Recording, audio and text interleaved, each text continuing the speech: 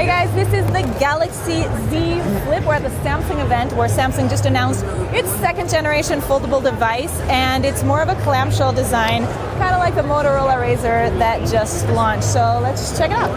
I'm holding the new Galaxy Z Flip.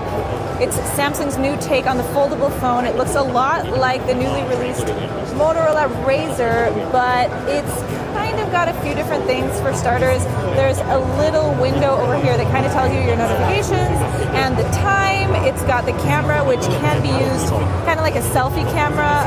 You double tap the home button over here, and you can actually take a selfie with the main camera.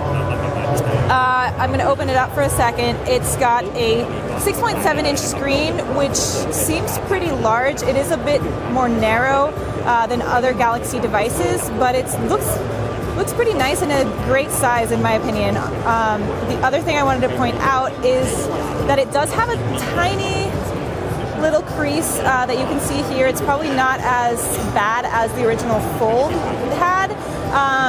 The Motorola Razr also has a tiny crease, so I think at this point there's no avoiding the crease. But what's cool about this phone is it's actually using glass, so hopefully it won't deteriorate over time, at least as much as the Fold, which was Samsung's first take on the foldable phone.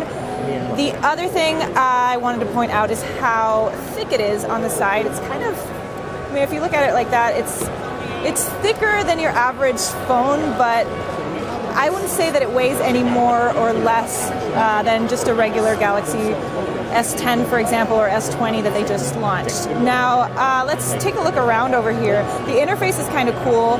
I was checking out YouTube for a second, and you can actually prop it up, and it puts it in full screen display on half of the phone, and then you can comment on the bottom or do whatever you want on the bottom of the phone, which is kind of cool. You have your own little tripod over here. You can actually use this as a tripod when you're taking photos and videos as well. Another little neat thing, this phone is definitely great for selfies because, hi there. You can use it as a tripod when you're taking selfies, or one thing they did on the keynote was they used it for a time lapse. So they just left it up and they used it on the time lapse. If you want to use the main camera, it's also got a wider angle and the regular angle lens. So you have some of the the photo capabilities of the Galaxy S20 line, but not all of them.